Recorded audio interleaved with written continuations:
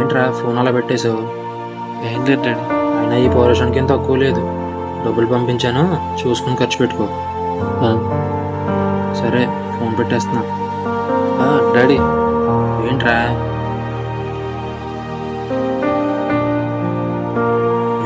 ఉన్నావా?